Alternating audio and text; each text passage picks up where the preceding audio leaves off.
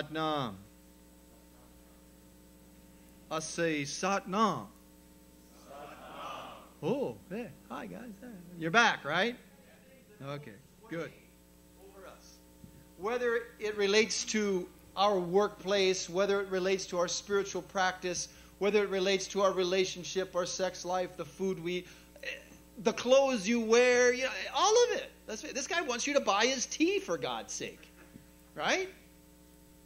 There are a lot of unseen rulers. And as self-determined men, we talked about it yesterday, right? How many? Well, a bunch of you were here yesterday, right? So we talked about self-initiation, being self-determined. Well, being self-determined doesn't change the fact that we have all of these unseen rulers that have to be managed. I can be totally self-determined. That isn't going to change the way my wife talks to me necessarily. That takes conscious practice. That takes something else. A client comes into the studio.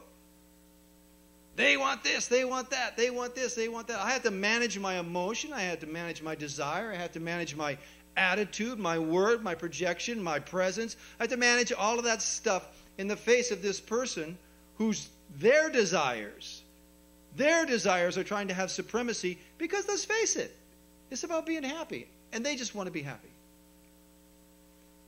We want to be happy. What I heard the most doesn't mean it was said the most, at our check-in last night was, I want to experience a deeper connection with my spiritual experience.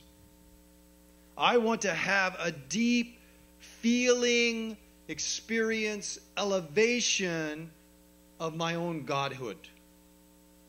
So to do that, it's very important that we coordinate ourselves to be sensitive, as we talked about this morning, to be self-determined, as we talked about yesterday, and to be self-aware. So where do we have to start? We have to start with, how does it all work? How does it all fit together?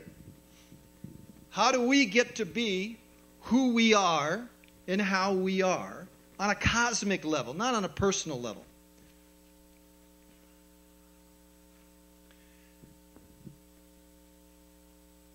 You know what a tattva is? Yes or no? How many of you don't know what a tattva is? Okay, a few of you. It's a term, and it just means element.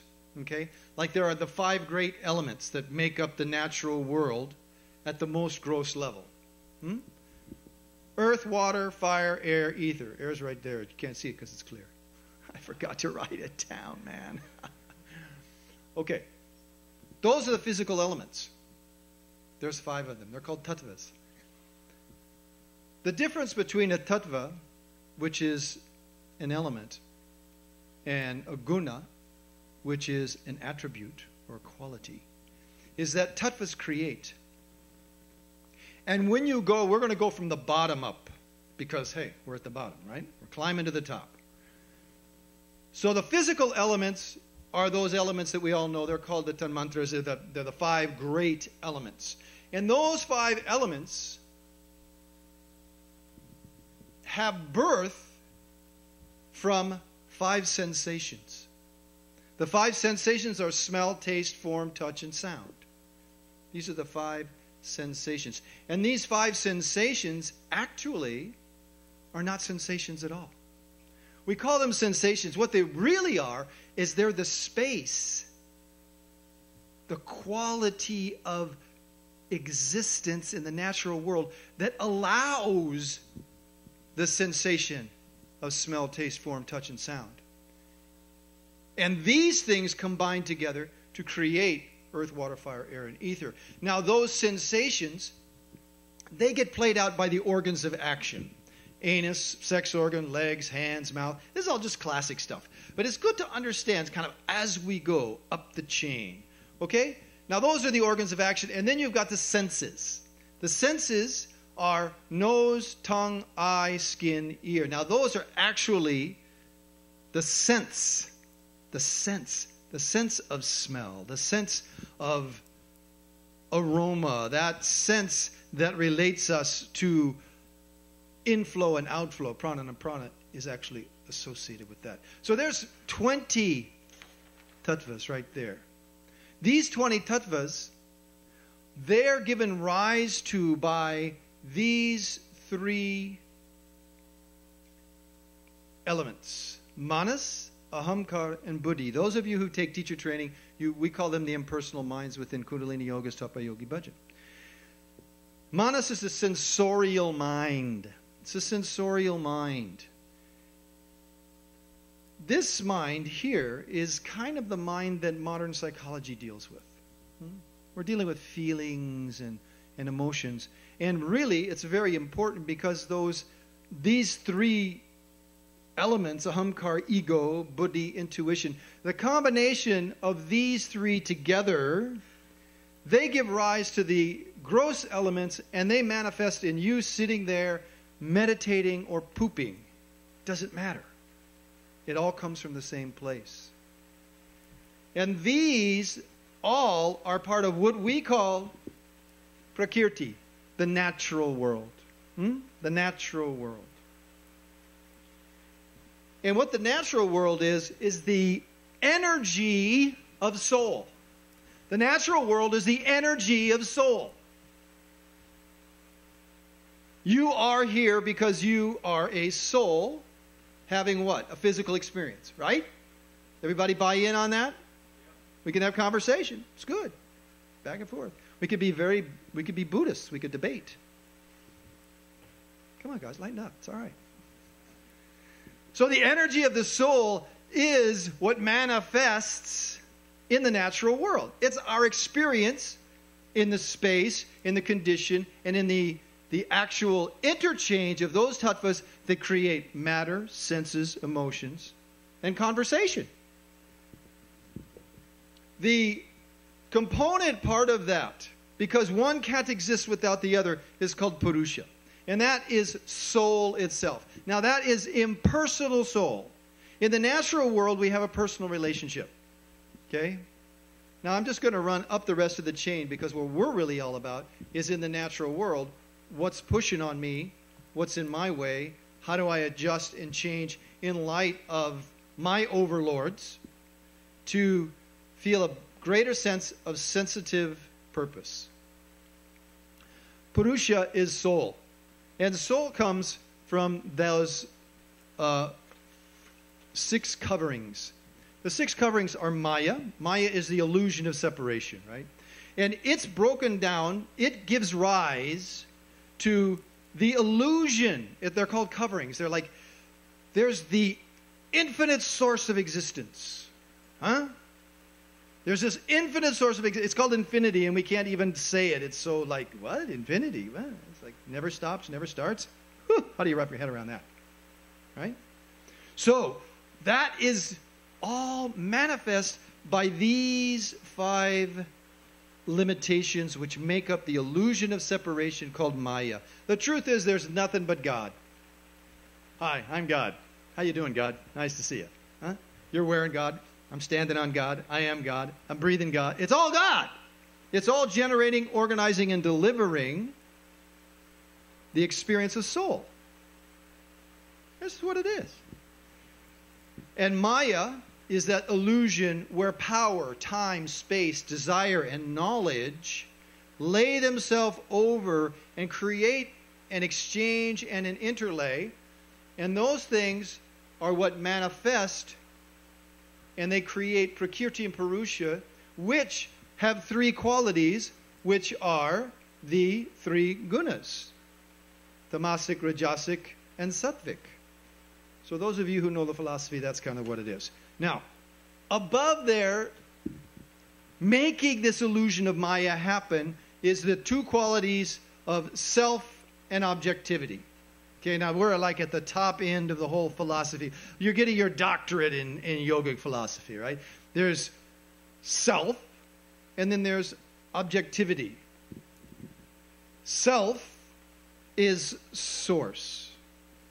The objectivity of source is in balance with self, and that's in this first, what we call the refined elements. And then you've got the accent on self, the accent on objectivity, and that brings us to Shiva and Shakti, right? Consciousness and awareness. Why is a man a man? That's what we're going. Why is a man a man? What makes a man a man? And not a dog. We'll pick on dogs, right? Because we love them. Why is a man and not a dog? Huh? Consciousness, okay? Consciousness. Anybody else? What do you think? Well, for one thing, we walk on two legs. You know, we do that all the time. That's a little different.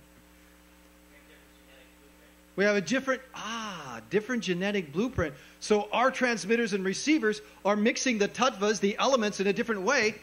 And here I am. Hey, my lab's got a penis. I got a penis. Right? We're both male. But what makes us different? Does a rock... Okay, what does a rock have? What is a rock? What does a rock have? This carpet, what does this carpet have? What is it? Does this carpet... It exists. It has existence. Everything in the natural world has existence from our perception, correct? Tell me anything in the natural world that doesn't exist. That's a trick question. Huh? That's kind of like, okay, raise your hand if you're not here. Fire. Fire has existence, right? It exists. It's got an action, though. It's got an action. The combination, but that's right on, right? So what's the difference between a plant and a mineral? Come on, we've got to get to man quick enough. Come on, guys. What's the difference between a plant and a mineral?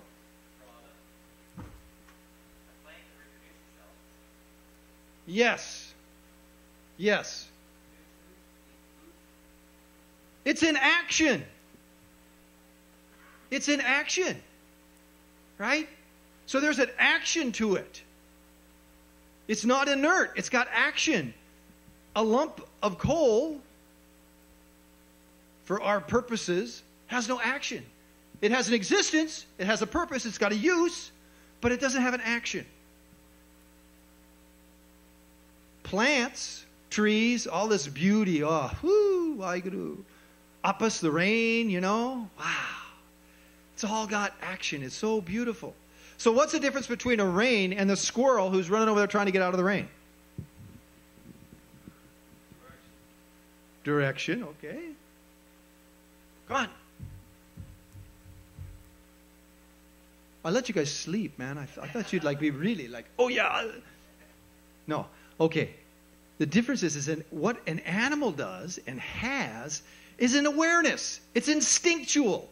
That little squirrel, he's going to go over and he's going to nab some nuts, hopefully not yours while you're sleeping, but he's going to nab some nuts and he's going to take it back to the hole in the tree. Instinctual. They have instincts that drives them in the action of their life. They have an awareness of who and what they are at a certain level. Now, what's the difference between a squirrel and your dog? They're both animals. They both have an awareness. They both like nuts. One likes to lick them, the other one likes to save them, right?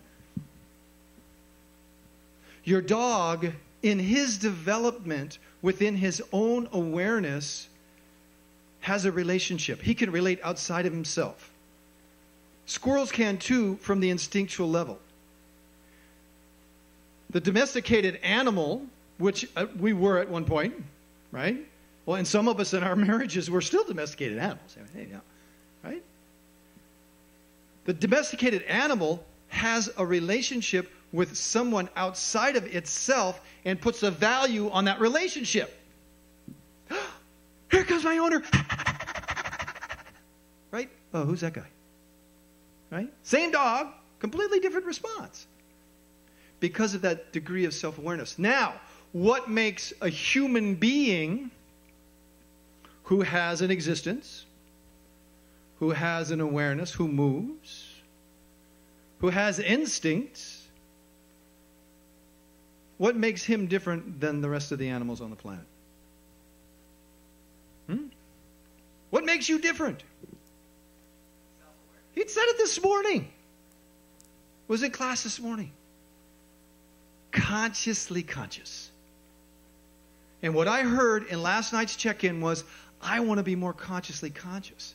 I want to have this feeling, I want to have this experience of my own godness, of my own infinity. I would like to be self-determined and move on my path toward my destination and get to the destination. A trip is worthless unless you get to the destination. We all have a destiny. That's our destination.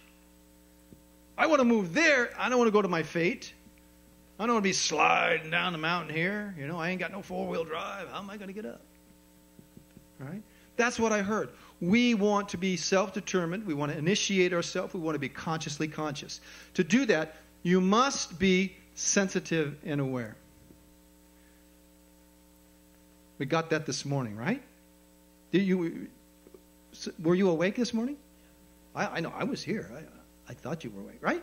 That's what we did. That's what we talked about. Not denying how we feel. Not denying the fact that we are moving toward our pleasure, toward our happiness, and that is our birthright. As a conscious man, there are many, many, many things that will get in the way of you being able to move toward your destination. And I call them the outside rulers. Right? They're the outside rulers. If I'm not self-initiated in my business, okay, let's just go there. Go to the businessman here. If I'm not self-initiated in my business, what's going to happen to me? Who's going to run my business? The unseen rulers. Well, who are they? Oh, what a cop-out, man. What are you, in college? Come on. Who's going to have influence on me? If I'm not running things, who is? The bank, your employees. There you go. The bank, your employees, your customers. Your customers. Okay, that's an unseen ruler. That's an unseen ruler. So how do you keep that from happening? What do we develop as a man to keep that from occurring? Hey, when it's coming down the pipe, it's too damn late. It's too late. If it's coming down the pipe that the breakup is on its way, if it's coming down the pipe that the business is going to explode, that the relationship is going to explode, that your heart is going to explode because you've been eating pizza every night for 10 years. If it's coming down the pipe, it's too late. What do we have to forecast? Intuition. Intuition. That's what we have to develop. If we want to manage our unseen rulers, we must be intuitive.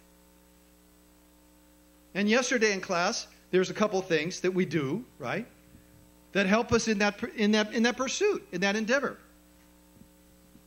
One is being aware of our arc line, our halo, and our circumvent force. That energetic envelope that we move around in. One of the beautiful things about understanding that all of these elements and tattvas create is that we can adjust ourselves in the interplay of all of those elements, find our strengths and our weaknesses, cover our weaknesses, and develop our intuition. Circumvent force. It's called the U-force. Yogi Bhajan used to demonstrate it all the time. Guru Singh was talking about it. When was that? Was it last night? When he was talking about how it was last night at check-in. He mentioned it. Where Yogi Ji used to come And like at men's camp, good Dave might remember this. At men's camp, he'd be there and he'd be lecturing and this and that, and he'd be telling us how, we think we're in control and we're just a bunch of idiots because we're not in tune with what we're talking about now. And what did he do? He'd bring a woman in. And then he'd muscle test her. It's like, voot.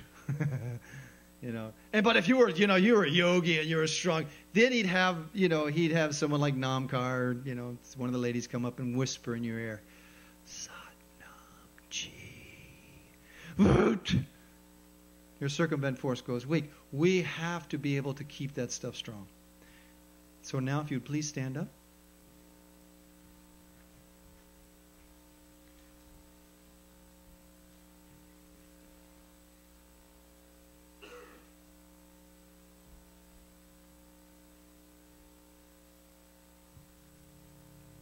Come into horse stance. Horse stance. You know horse stance? Think you're a horse.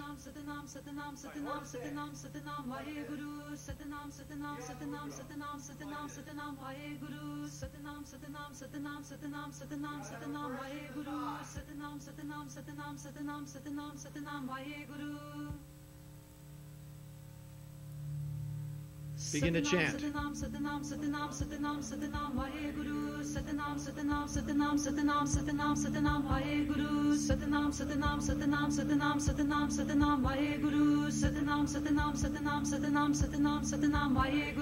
Anchor yourself. This isn't a meditation, man. You're going to sweat like a pig.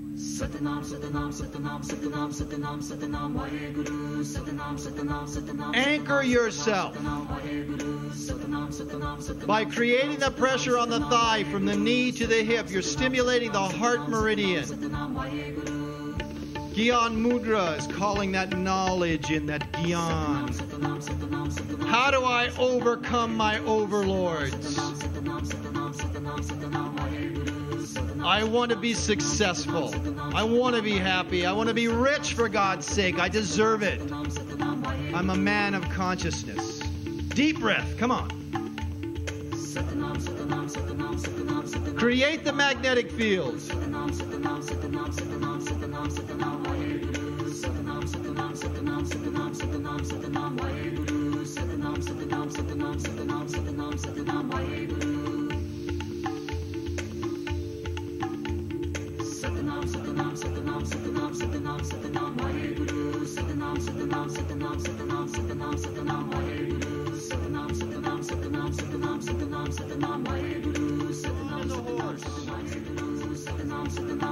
Affect your magnetic field through your own determination. It's your right as a man. Consciously conscious, sensitive to yourself.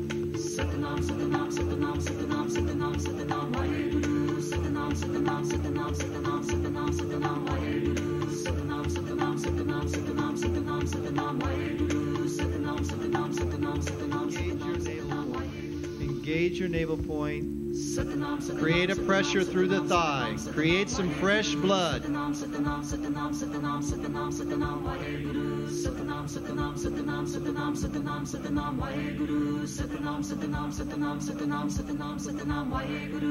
Satanam, my true identity. Waheguru, it comes from the infinite.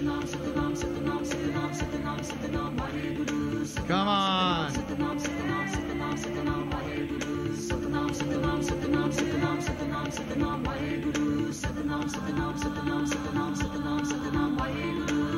Be the sun. Anchor yourself.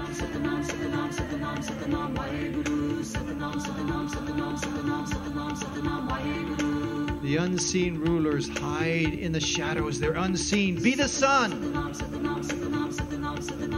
When you shine, you expose them.